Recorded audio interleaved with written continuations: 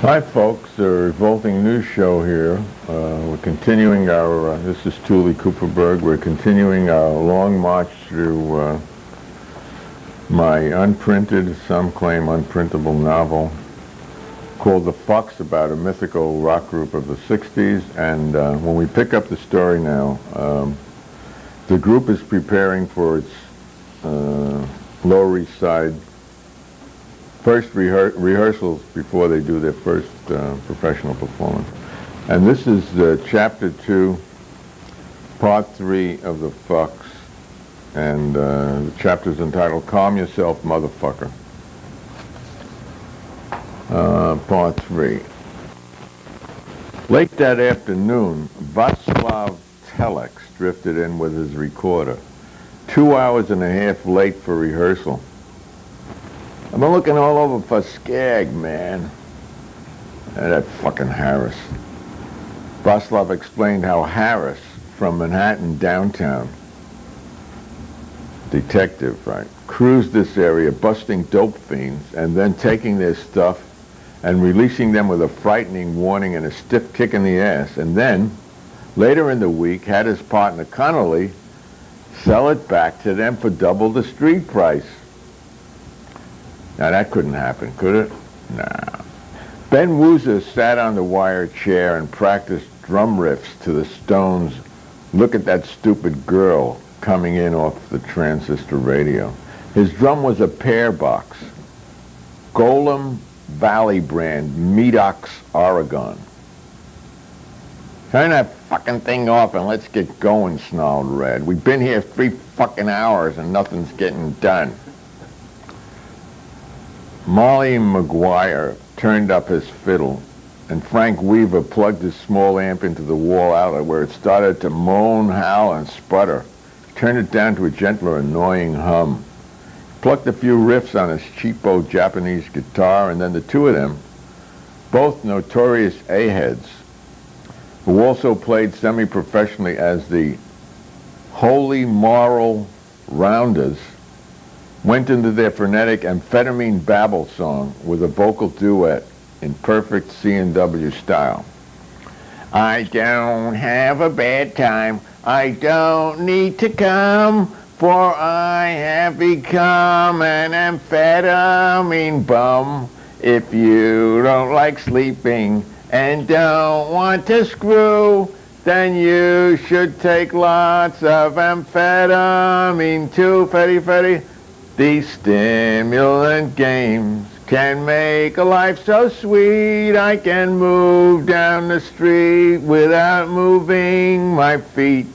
My thoughts are so fleet, I can outwit the heat, and I never feel beat, and I don't need to eat. I'm always excited, I just love to walk. My throat keeps on moving and churning out talk. I love Trudeau pictures in layers and layers, and say the words backwards when I say my prayers. Fetty, fetty, fetty, fetty. There's 9 little people in 1 little room. The vectors are threading eternity's loom. It's not bad for brain cells, the doctors proclaim. It's almost as safe as that good old cocaine. Fetty, fetty, fetty. That's right, just about as safe. Well, how come all good things have drawbacks? I wouldn't mess with that if I were you, or if I were me even. Everyone enjoyed that song and joined in, catch as catch can. Next year he took out carbons of his just-written jack-off blues from his musette bag and handed them around. Red read it and giggled, and Ben made obscene gestures. Red said, I wrote a theme song. Listen, we got to write more songs, everybody. We're only going to do our own songs, and we've got to build a vast repertoire. We've got to have at least 30 songs before we go on stage. In a thin nasal tenor, Red began, and we loved, and he waved everyone around to get up and sing. They all joined in, and it didn't sound half bad. Crazy but full of life. Oh, we love grass, we like ass, we love to hug her, we want to bug her. Oh, east side, we're on the east side, and we're the fucks. We love a group rope, we want to fuck the Pope. O-L-S-D and P-O-D-P-E, P-P. Oh, east side, we're on the east side, we're the Fugs. We hate war, limber and steady. We eat pussy, we ain't because we're fussy. Oh, east side, we're on the east side, we're the Fucks. Oh, fuck for peace, naked and ready, poets and freaks, mad motherfucks. Oh, east side, we're on the east side, and we're the Fugs.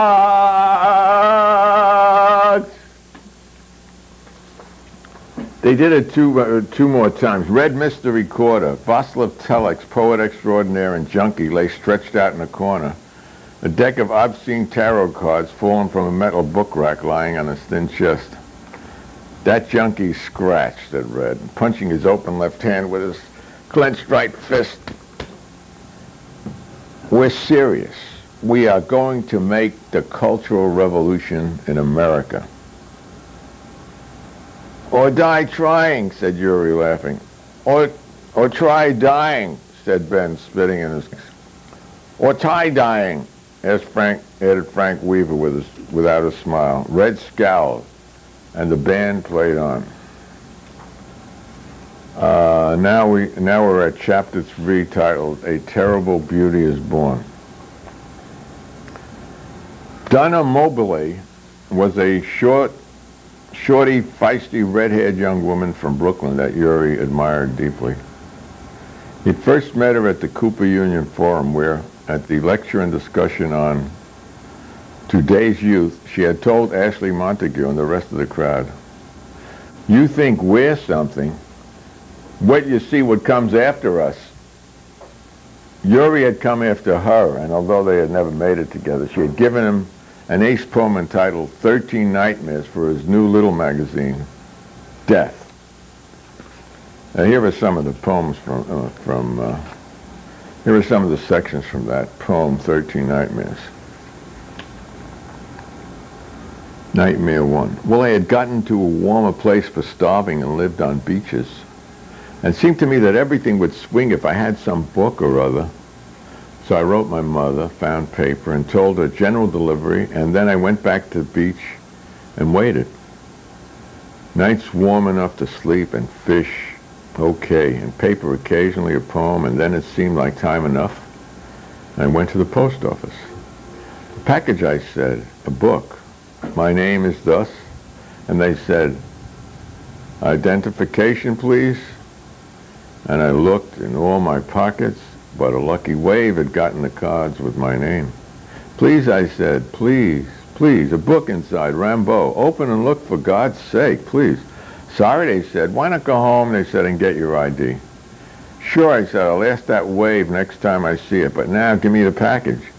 Sorry, they said, and put it on a shelf high, behind wire and screen. Rambo there and maybe food probably tucked around, salami and cans of things. Food, you know. Please, I said, please. Well, good day, they said. Nightmare 2. Having a cleaner house than usual, I did the dishes. Gathering those long slime worms, day-old spaghetti, I dropped from the sink into the garbage, them. Whereupon one slithered to the floor and lay there smirking. Ugh, I said, but having a cleaner floor than usual, I tried to pick it up. Whereupon it nudged limply over and again smirked. After 10 minutes of chase, I, with dirtier hands than usual, gave up. Oh well, I said, under the water faucet. It will be hard as nails tonight, the best, and I'll pick it up stiff as a board. Whereupon, looking down again, I saw a line of sleek roaches were marching the worm away and singing, "Onward, Christian roaches." The din was unbearable, and I remained horrid to the spot until a slightly larger roach, obviously leader, nudged me to see if I, too, could be carried off. Nightmare 3. Who is it? I said. A man. To turn your meter off. Sorry, I said, but I'm in bed and things. Come back later, please. I'll wait, he said. Do that, I said, and gave him 57 hours, 40 minutes to give up. Went out then to Hall John eagerly. Hello, he said. Hello, I said. Sorry to turn your meter off. I got to make a buck. I got a family. I know, I said. It's what they always say. And go ahead. When you go home, I'll saw the damn lock off. That won't work now, he said. They got an alloy. Spent $30 million making it. Can't saw it through no matter what. Okay. Go to it, go home. I'm going to the John. I did. He did. He left. I found a chair and tried saw, hammer, chisel. Tried slip, bruised nails. Tried saw. Tried soup to cook. 12 hours later, went to druggist. Sam, I said, I have a charge account for Benny's. Give me some hydrofluoric acid. Mac, he said, I don't know. Benny's is one thing. Mac, this acid jar is something else. Sam, I got a cook. They locked the meter. Soup, you know, food, you know. Okay, Mac, he said, but take it easy. Drip. Hole. Also in table, floor, maybe downstairs. Don't know, but hole and lock too. Soup. Open, great, wow, but no matches. Joke's on me, the gas on and no matches. I'll let it go. Plenty of gas, I guess I won't eat. Nightmare 6. Get your cutthroat off of my knife. Nightmare 7. One day I forgot my sleeve and my heart pinned to my arm was burning a hole there. Discovered in pocket 50 cents, no more. On 42nd, looked for a pleasant movie. Until the most beautiful God he was, I think, up to me. Hood walked and smiled, knowing everything, and then knowing. Are you busy? He said, and I laughed because no busy would be busier than seeing him. And he knew it. And he laughed, knowing all, and acknowledging simply, yes, that is so. There is garish and hurt, but not us. And walked all three, him and me, and our hands between, and he had a room where the ceiling danced for me, danced all night, till morning awakened. And yawning with dirty teeth, he said, well, babe, how much do you get? Nightmare 6. Keep moving, said the cop. The park closes at 9. Keep moving, damn it. Goddamn thing, you think you own the park? Not talking, I'm not going no place. We'll see. Send you up for observation. A week of shock will do you good, I bet. And he blew his whistle. Whereupon white car pulled up, white attendants who set about their job without emotion. It wasn't the first time they'd seen a catatonic tree. Nightmare 10.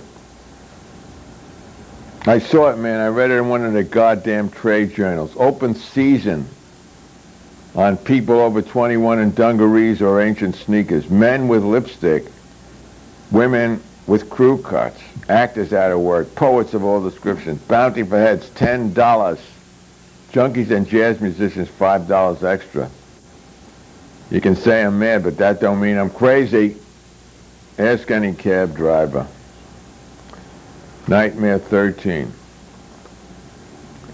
It hurts to be murdered. And now, with the help of her third husband, tall, lank William Gusto, playwright Mankay from Scarsdale, with whom she had had a third child, a red-haired daughter. She had had one son each from previous alliances with a famous beat poet and a plumber from Hackensack. all of which children she raised with great energy, success, and joy. She was the envy of half the women on the East Side. And now, with Will's help, she was running semi-successfully the American Poet Tasters Theater, whose symbol was a gorilla-like Uncle Sam devouring an effete-looking, long-haired poet, holding one of his torn arms in his hand with the active end of the poet's penis protruding and dripping blood from his slobbering mouth.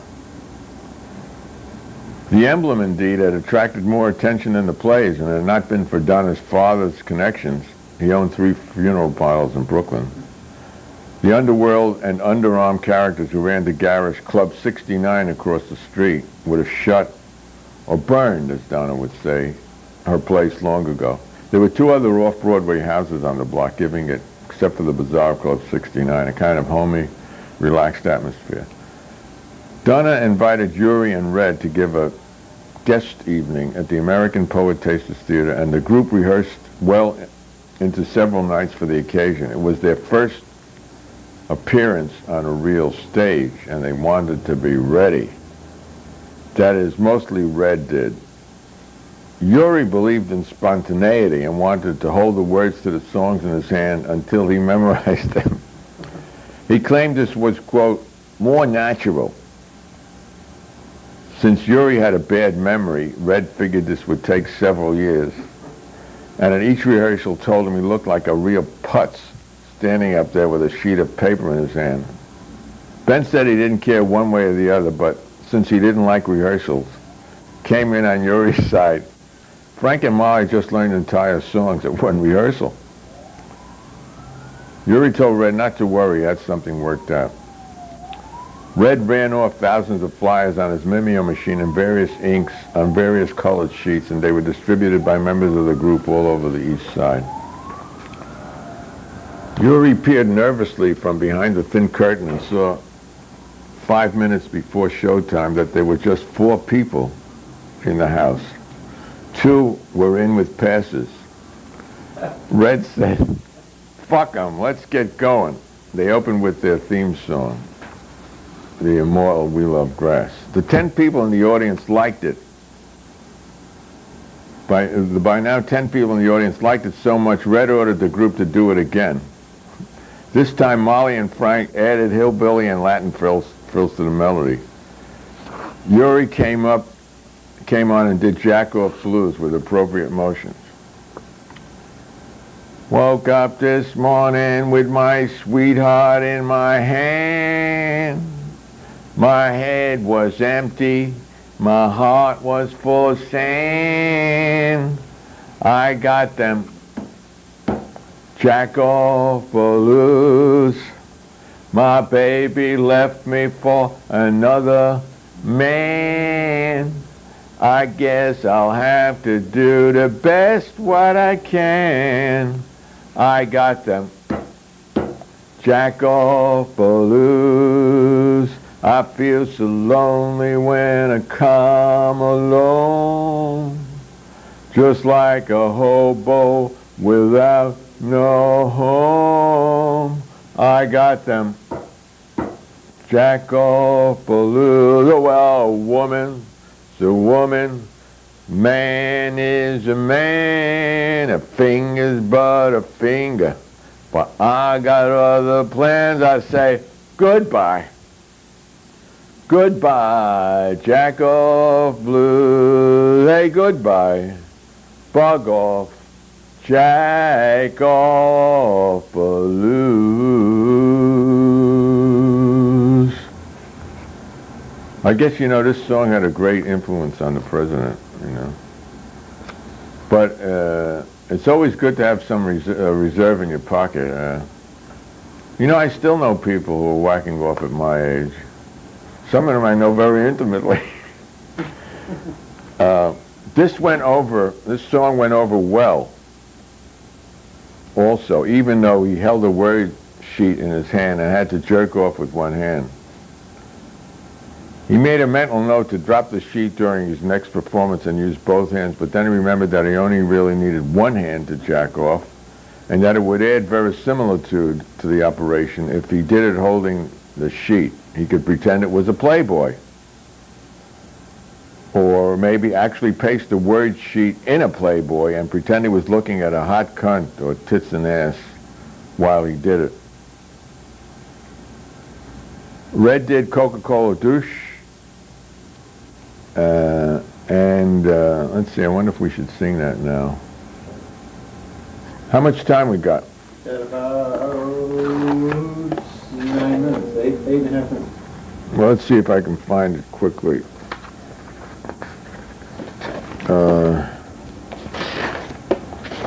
Can't find it quickly. Oh, wait, maybe it's here.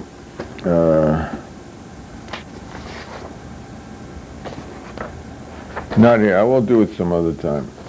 You know how it goes. Let's see. My baby ain't got no money, but a pussy it'll taste like a honey. 'Cause she makes her that Coca-Cola douche. It goes on and on. It gets worse. Fizzes and she fuzzes. What? She fizzes and she fuzzes. Oh yeah, she fizzes and she fuzzes. Yeah. Pepsi-Cola got very jealous of that song. They wanted to pay us some money to change it to Pepsi-Cola douche, but Michael Jackson went selling the rights.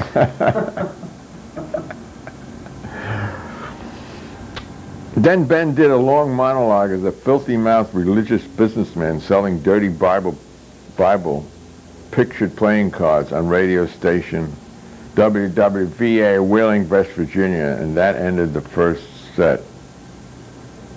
I think he used to do one that went that was the Virgin Mary, I think, getting on a long ladder to give Goliath a blowjob. Remember that one? There was a mild spattering of applause from the 12 members of the audience, and Red, retiring to their, quotes, dressing room, actually the steps off the backstage for the intermission, alternately biting his nails and smashing his fist into his palm, says, "We gotta get a manager." A soft, red-lipped, raven-haired, rather chubby woman came backstage, and Yuri told her how the group got started and made a date to meet her after the show. Donna came back. Oh, here's the Coca-Cola douche. Well, we'll do that. We better do that, I think. How much time did you say we have? 7 minutes. All right, let's see. Here's the complete. 6.5. My baby ain't got no money, but a snatch it'll taste like a honey. 'Cause she makes her that Coca-Cola douche. Psh, my baby, she fizzes and she fuzzes, and a pussy it snaps like a turtle. 'Cause she makes that a Coca-Cola douche. My baby, she humps like a wildcat. Her pelvis got the caffeine shakes. 'Cause she makes her that Coca-Cola douche. My baby is a straight from a heaven. My baby you can sip with a straw. My baby sends me out for some ice cream. She said, "Come on down for an ice cream soda. I just had that Coca-Cola douche." I don't know about that. Too much sugar. Maybe Diet Coke would be better.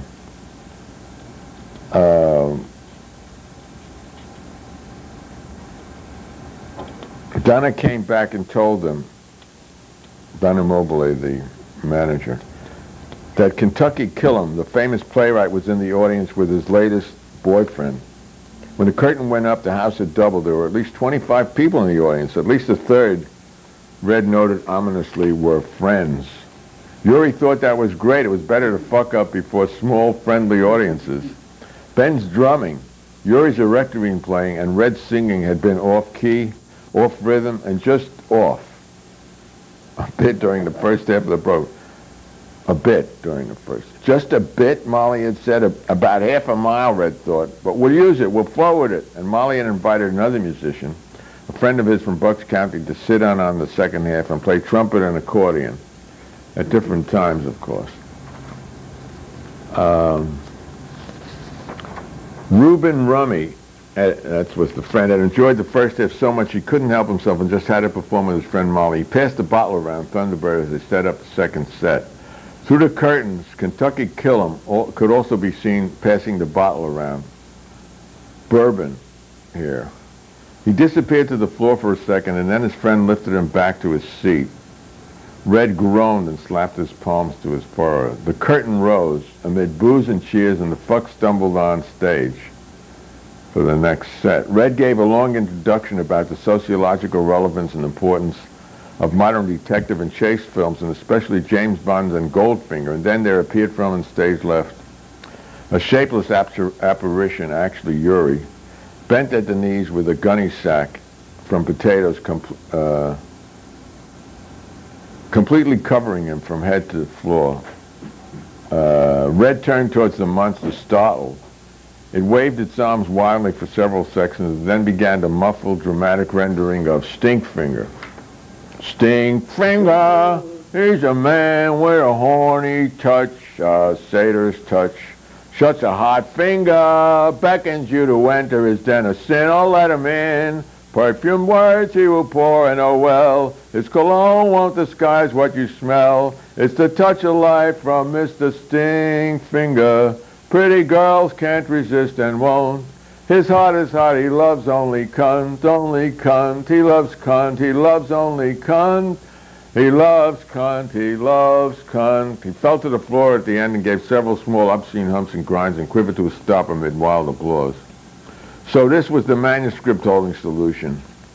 Red was furious. These boys are going to have to shape up to the audience to sing. Turned to the audience. He smiled and began his beautiful adaptation of Blake's Our Sunflower. I'm going to kill myself for your dead body if you fuck anybody but me. Swinburne Stump and CIA Man finished the program. They did Bugger Man as an encore. As Red Flowery announced, in honor of Kentucky Kill'em, graciously, we got to speed up to end the chapter. During the audience this evening, there was very little applause, and as curtain came down, a Fugs moved sort of disgustfully off stage. Suddenly, Yuri heard a tremendous sound of applause and laughter. The greatest of the evening. Turning so that Rummy, drunk out of his skull, dropped his pen and stuck his ass out of the curtain, where it was delicately framed by Molly and Frank holding the red velvet curtain folds. Everyone backstage laughed and applauded, too. Red's brow, however, began furrowing his thought of future rehearsals. Well, he said, not bad for a first performance. We got to get lots better, Amelia came backstage to pick up Yuri. They went to Brooklyn by cab, taking half an hour extra to get to a flat looking for a drugstore still open to buy some vaginal jelly. Amelia went down on him right away. Don't put that in yet, said Yuri, bending to a mossy extravagance. I got to tell you, she said, I had cancer of the cervix. It's okay now. Yuri grimaced. That's okay, he said. Noblesse oblige, he said to himself. So you want to be a rock and roll star. He kissed her gently the next morning, but he never saw her again. So here we can close with this. Rules for Fugs Concerts by Red Blaze. 1. During performance, the audience should be faced as much as possible. Yawning, narcolepsy, sleeping, bored sighs should be repressed. The Fugs must put on at every instant. Put on. Energetic, outspew. Right. Energy, interest, and excitement are important keys to successful performance. I'll play the rest of this. Tuesday into the next show. Yeah, we'll see the rest of that later. See you next week, if you're still awake.